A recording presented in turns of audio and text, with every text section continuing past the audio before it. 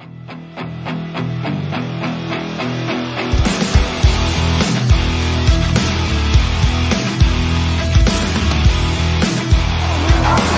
a touchdown for the Hamilton Tiger Cats.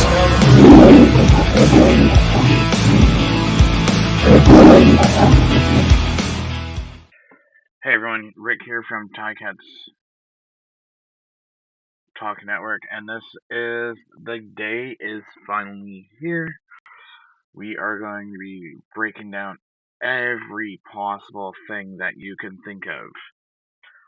We have, 1, 2, 3, 4, 5, 6, 7, 8, 9, 10, 11, 12, 13, 14, 15, 16, 17, 18, 19. Plus there's one more. So we have 20 articles to go through. We have the depth charts to go through. So we're going to sit here and break down every possible thing that there is. Just give me 1 second because I got to pull up game notes as well. So we are going to start with, as we go along, we'll come across the depth charts. We'll start with the depth charts first. So for Montreal, on the left side, we have Rambo and Letcher. Left offensive tackle, we have Colander, Lestage, Lawrence, and Sandon as center. Vendrelli and Rice as guards. Shanks as offensive tackle. Philpont as the wide receiver. Beside him is Austin Mack, who's a game time decision. Beside him is Speaker and Kazabu. Mason is the fullback. You have Alexander, Thompson, and Patterson. Stevie Scott III and Travis Dice. And Sneed as the other receiver. Jose Maltos and Zima as the punter. Barossa as the long snapper. Letcher as the as the returner. And on the defense side, you have Ugoak and Lemon. Beside him is Dylan Wind, Robertson Jr. As the other defensive tackle, Berglund, Archibald, and Cardinal as the right defensive end. Ento and Collis on the right DB, Burns on the left DB. You have Sutton, Dequoy, and Bushman as the halfbacks and safeties. Kennedy III, the other halfback. Beverett and Richards as the linebackers. Sankey, Canton Arku, Gagne and McLeod as the middle linebackers. Murray and Hamlin as the Sam linebackers. Going over to your hometown, Hamilton Ticats, you have Kenny Lawler and Isaiah Wooden Sr. on the left wide receiver, boundary side. Jordan Murray, left tackle. Brennan Revenberg, left guard. Colton Woodmansey and Zott as centers. Liam Dobson, right guard. Quinton Barrow, right tackle. Bridges, field side wide receiver. Beside him on the left side, Keandre Smith and Brendan Larry Orange at the slot back positions. Brendan Bell and Johnny Augustine at running back. Bo Levi Mitchell, Taylor Powell, and Joel Dolagala at quarterback. Milinovic Litre, Giovanni Robertson, and Daniel Bell at fullback / tight end. Tyler Ternowski and Tim White at the slot back, and Ternowski will play the first down, and then Tim White will be classified as National American. And then on the defensive side, on the left defensive end, we have Julian Hauser and Ramirez. We have Miro Kendricks in for Miles Fox at defensive tackle. Casey Sales and Ty Anderson at defensive tackle. And then Philip Osee and Owen Hubert at the right defensive ends. Weak side linebacker, we have Kyler Fisher, Brian Cole II, and Trevor Hoyt. For middle linebacker, we have Broxton Hill, Devin Verisak, and we have Ryan Baker, Reggie Stubblefield, Sam linebacker, Jamal Peters, and Talbert on the boundary side at corner and halfback. Stavros Kachatronis and Horal, free safety, and then Pennebaker will get the first start at halfback. for the first play, and then Amos will come in as the designated American, so it will count as 50% of the defensive plays for Canadians. And then you have Jonathan Moxey as the corner on the field side, Mark Leggio and as the kicker, Gordon White as long snapper, Nick Constantino as punter, and then Wynn Sr. as the kick/punt returner. So that is the depth chart. We're going to go into 5 things to know about the East Final. So we have 0 to hero. Hamilton Ticats turn things around in a quick fashion, going from the bottom of the East Division to the top in just one season. In 2024, the Ticats finished with a 7-11 record, missing the playoffs for the first time since 2017. Fast forward almost 365 days later, and the Tabbies reversed their fortunes, ending the 2025 season at the top of the East with an 11-7 record and earning a bye into the East Final. The last time these two teams turned from the bottom to the top of a division in that lifetime was the Toronto Argonauts. They were 5-13 in 2016, and then finished 9-9 for first in the East in 2017. That year, they went on to win the 105th Grey Cup. Will Bo Levi Mitchell and company finish their season like Ricky Ray and the Argos did, hoist the Grey Cup 1 year removed from sitting in the basement? Only time will tell. But first, Mitchell needs to face the Alouettes and Alexander, who Alexander hasn't lost a single game as a single starter or a single game as starter. It's remarkable, really, that we're seeing from a young pivot. Alexander is 11-0 in the regular season, dating back to his first start in 2024 with his first win over the Winnipeg Blue Bombers last weekend. Is 1-0 in the postseason. When he's on the field, he makes the Alouettes look a completely different team. He's poised in the pocket, confident, and not afraid to check it down the field. Kind of like someone else we know. There's comparisons, Mitchell said. When asked about the parallels between the two, he's been confident. He's had a great season. He's great for the league and a fun quarterback to watch. The similarities between the two pivots don't just stop there either. Alexander's 5 completions of 30 yards plus last weekend tied for the most in a single playoff game with, guess who? Bo Levi Mitchell, who did so on November 23rd, 2014. Who will win this duel on Saturday? Time will tell. Next one, number 3, Tiger Cats will make you pay. Alexander will need to be cautious on the Ticats defense on Saturday and protect the ball. The defense was turnover machine in 2025, forcing the most turnovers in the CFL, 44, helping the team finish with a +10 turnover margin. Disrupting the passer will also be a specialty of Hamilton's, picking off the quarterback 27 times, most in the CFL, knocking down 72, second to only Winnipeg, who had 73. But as I wrote about earlier this week, those turnovers are great to flip field position, but what the offense does after that is the most important thing. Black and Gold made opposing teams make mistakes, scoring a league high 134 points off turnovers, 34 more than second place Saskatchewan with 100. Montreal learned that the hard way, giving the ball up 7 times in the regular season meetings against Hamilton, including a pick 6 in their Week 4 meeting. They also learned that the lesson last week in the East Final, turning the ball over twice and Winnipeg cashing in on those mistakes with points.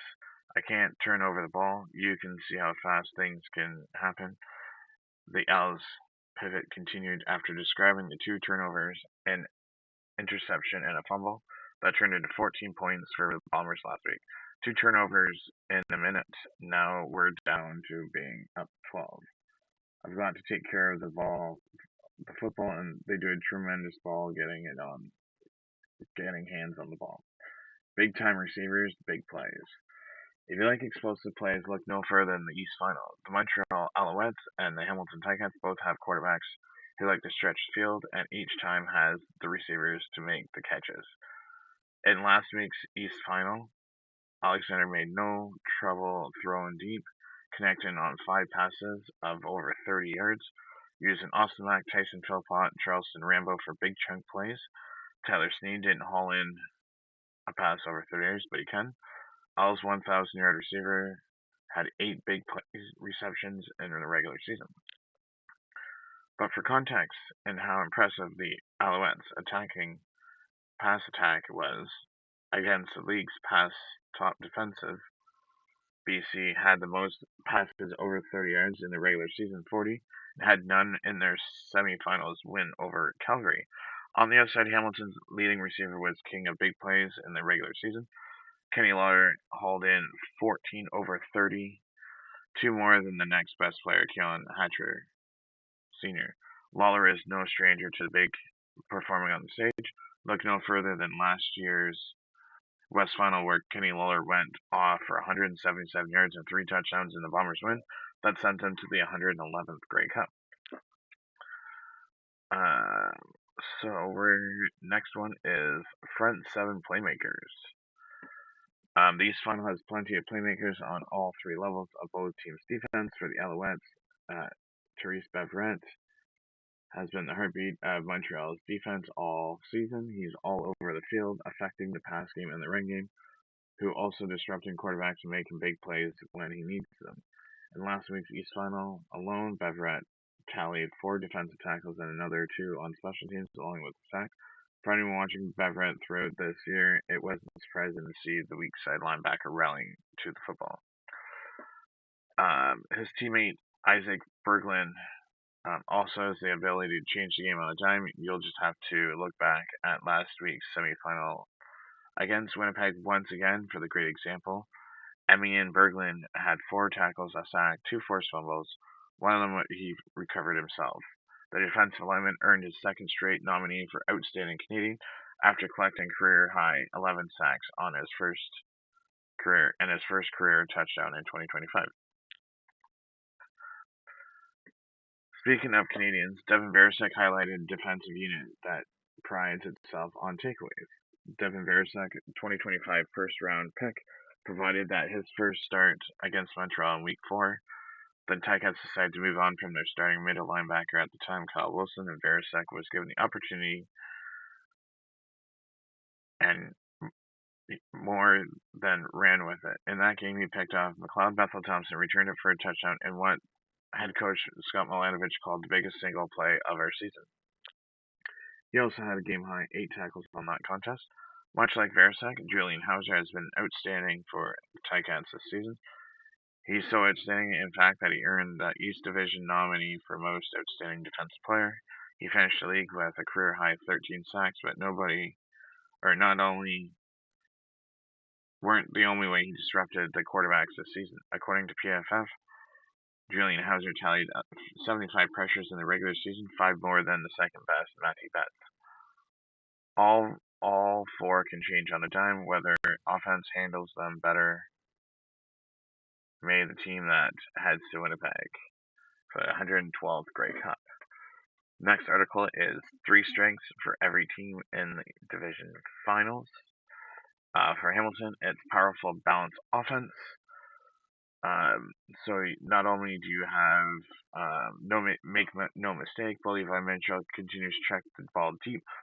Talented stable of receivers as the campaign wore on. He finished the season with 626 pass attempts for a total depth of 6,884 yards. Both of those numbers were by miles the most in the CFL. But Hamilton added a forced ground game to the mixture, and with running back Greg Bell finishing 5th, rushing with 1,038 yards, 675 of those came in the final 7 games alone.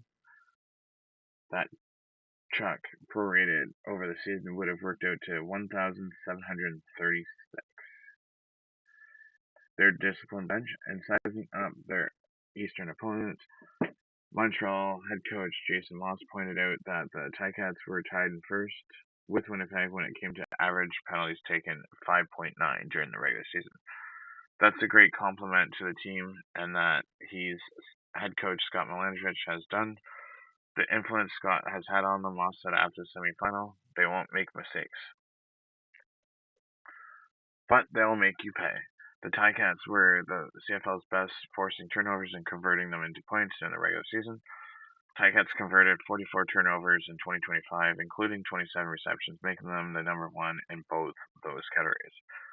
And parlaying those turnovers into 134 points, Ticats were by far the league's best, 30 points ahead of second-ranked Saskatchewan. They've got a pretty good balance themselves. Davis Alexander is back from injury was the most important thing. Heating up of receiver Austin Mack has been pretty loud too. But now Scott is coming off a superb performance in the East semifinal. He ran for 133 yards and 2 touchdowns on 8 gives. The Montreal offense has the balance that all teams are looking for. You know what? That's only one game. Try to do that for multiple games, then we'll talk. Irony number 26, Therese Beveretz stuffed Winnipeg twice in a row on goal to go from the one during the East Final, and nearly did he do it on their third attempt. Montreal, Mr. Everything on defense, finished the day with 4 tackles, 1 sack, 2 more tackles on special teams, which I've already read.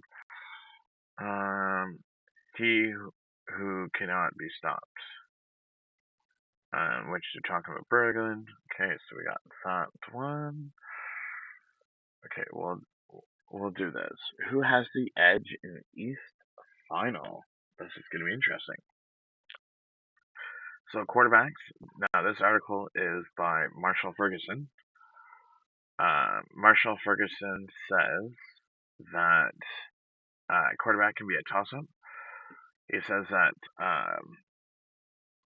Bo led the CFL in passing yards and set a career high in the single season passing touchdowns, while Alexander still hasn't lost 12-0, including playoffs. In his first playoff start, he was 24 of 34 for 384 yards and 1 touchdown and 1 interception while throwing the ball down the field.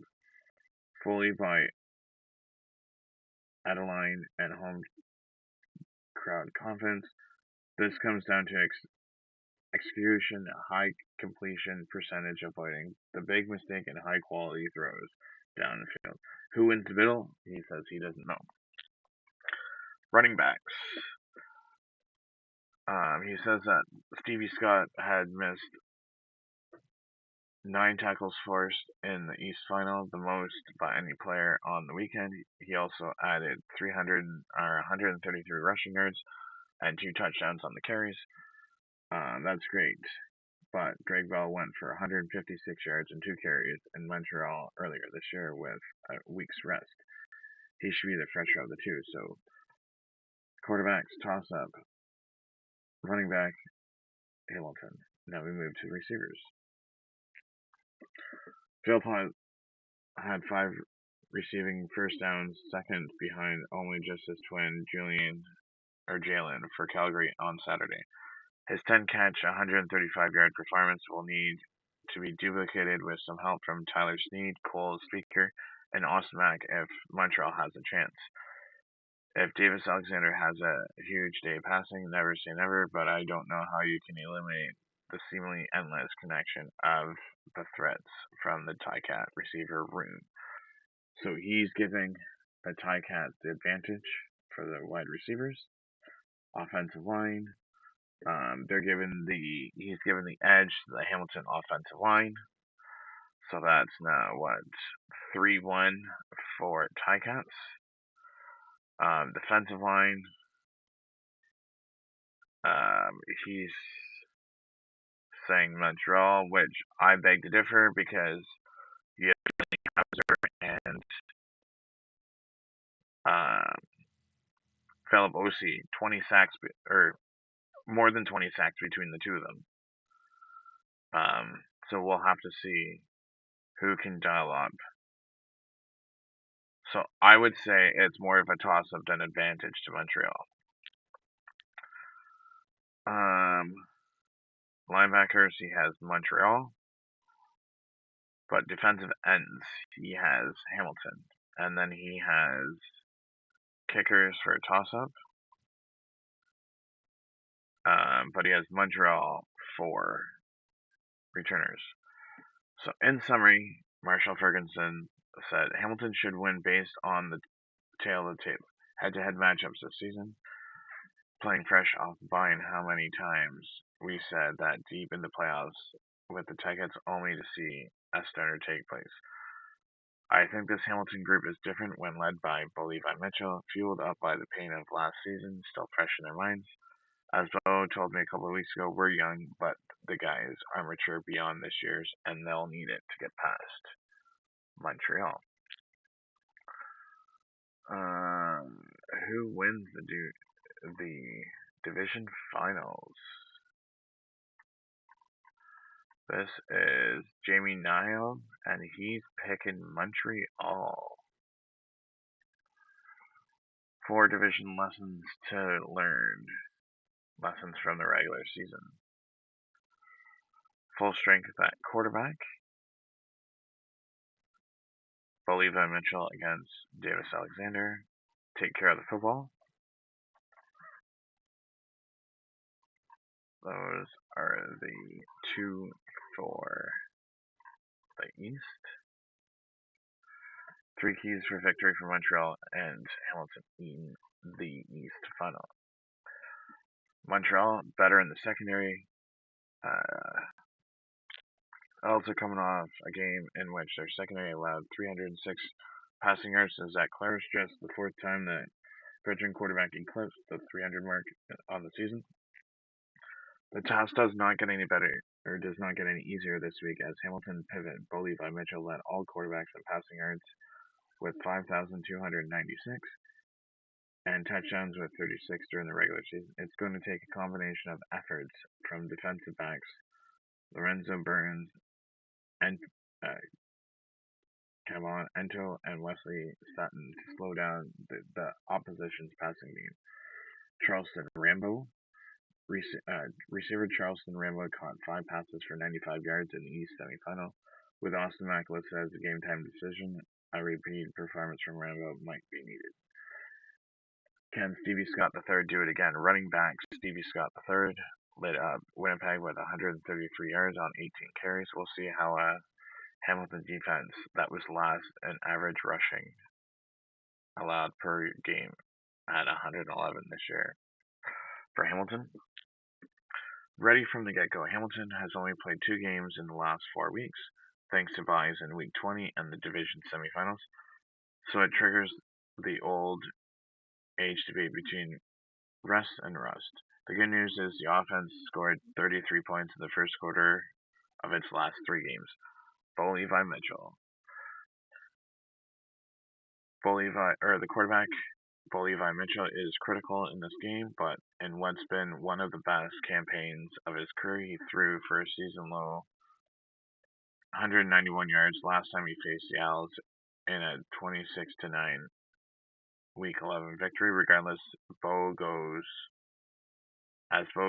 so will the offense. Shutting down Davis Alexander. Davis Alexander ran his record as a starter to 11-0 in the regular season and 1-0 in the postseason with a win over Winnipeg.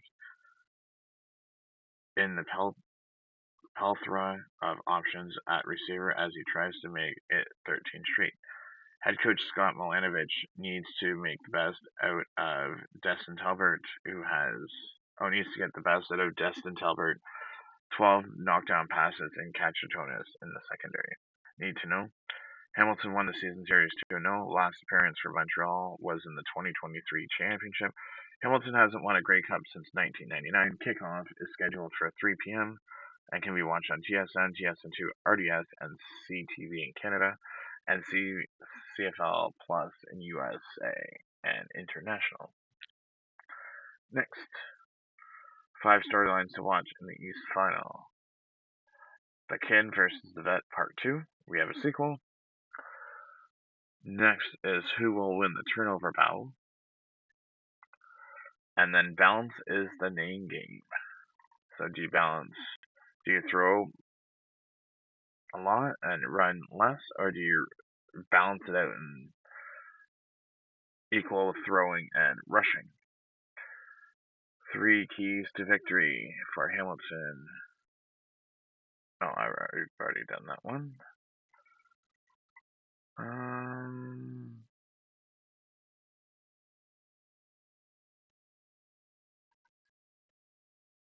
That one I've done. 3 X factors.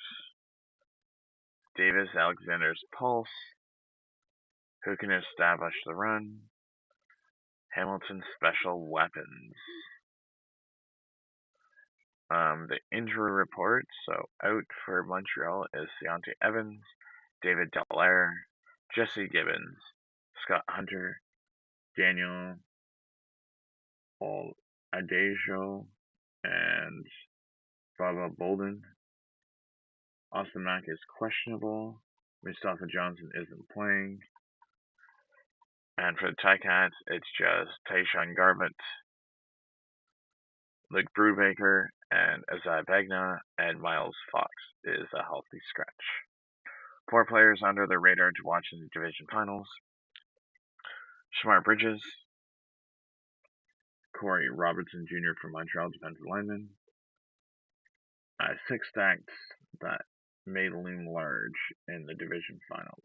So we have 12 wins for Davis Alexander as starter, 17 forced fumbles Montreal versus 27 interceptions for Hamilton, 376.4 passing yards per game for Hamilton versus 256.9 passing yards allowed per game for Montreal. And then we have the news and notes. Let's see what we have. Number 93. So, 2024 and 2025 East Semifinal high scoring games. 2 games last weekend. Averaged 69.0 points per game. Since 2000, 2 of the 3 highest score games came in 2024. 143 and 25, 138. The only other high-scoring year in 2011 was 148. Last year, teams drove for a touchdown on 13 of their 55 possessions, a mark of 24%, far above the 17.8 in the regular season. Teams recorded either a touchdown or a field goal on 25 of their 55%, or 55 drives, 47%. Half scoring in last week's of the 138 points, 63% of the total were scored after halftime. That's okay. So what? Okay, so that's BC. Okay. Montreal offense last week at 555. The Montreal offense dominated their win over Winnipeg with 556 net yards. 556, the most by any club in the playoffs game since November 13th, 2011, when the Yellows themselves had 578 yards in a loss to Hamilton. It was the 13th highest yardage total in the league playoff history. Home dominance since 2021. The home team has won 15 of the 18 playoff games for a .833 win percentage. Montreal had one of those away wins in 2023. 11 times before, Hamilton and Montreal have met in the East Final. 11 previous times being the most, 2014. Of those 11, just one was single played in Montreal in 1999. The other 4 single times were all played in Hamilton. Overall, in the 23 seasons in which they have met in the playoffs, Hamilton is 15-8, including their series wins. 29 games played, 18-11. Most recently, Montreal has won the last 2 playoff games, both in the semifinals. Hamilton has won over Alouettes in 2021. No, Ticats were formed in 1950 with the merger of the old Tigers and Wildcats teams. The Alouettes began in 1946. The teams from Hamilton and Montreal met in earlier IRFU postseason games. Okay, Hamilton has met Montreal at home in East Finals 10 times, 6 of which were 2 games. Home and away series across 1953 and 1970. And okay, so that's dating back. We don't need to worry about that. The all-time record, no. Playoff record. Montreal Alouettes Hamilton Ticats defenses held Montreal to just 1 touchdown and 29 possessions in 2025 and an average of just 223 net yards per game. Mitchell's 9th playoff start. Bo Levi Mitchell will make his first playoff start for Hamilton and his 9th of his CFL career. He did dress for the Ticats in the 2023 postseason, but went 1 before that day off the bench. This will be Bo's first playoff game in 4 years. To stop the big plays, the Alouettes gave up the fewest big plays in the CFL this year at just 37, 2.05 per game. Only 5 of those 37 opponent big plays came on kick return. Davis Alexander's 5 completion of 30 plus tied the game for most single. Okay. We already read that. Ball puck. Receiving. We read that. High offense versus great defense. Ticats number 2 behind only BC is scoring 29.2 points per game. Their best average since 2019, 30.2. They also ranked number 3 in net offense of 376.4 yards per game. They faced the number 1 defense and number 1 in yards allowed at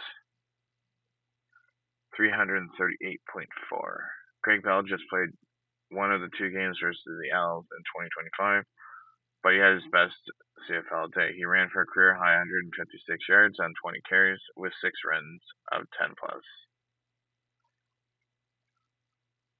Best turnover battle. Hamilton has. Okay, we already read that. Great discipline. We already read that. Mark Leo set an all-time Ticat field goal percentage in 2025, making 52 of 56 for a 92.9%. His mark surpassed the old record set by Seth Small in 2022 for 90.7. On one stage, Lego made 33 consecutive field goal attempts. Nick Constantino came close to the all-time punting record average of 48.3. His mark tallied only the great Joe Zugler by less than 0.2 yards, 48.5 in 1971. Jose Malto set a record for making 58 field goals in 2025, tied for third most by any player in CFL history. Justin Medlock in 2016. David Ridgway in 59 and 90, and Lewis Ward 58 in 24. As Wooden in 2025 became the first Hamilton player to ever return 2 kickoffs for touchdowns in a single season. He led the CFL punt return average of 15 yards. That was also a new Ticat single season record. So that means punt returns they don't get very much.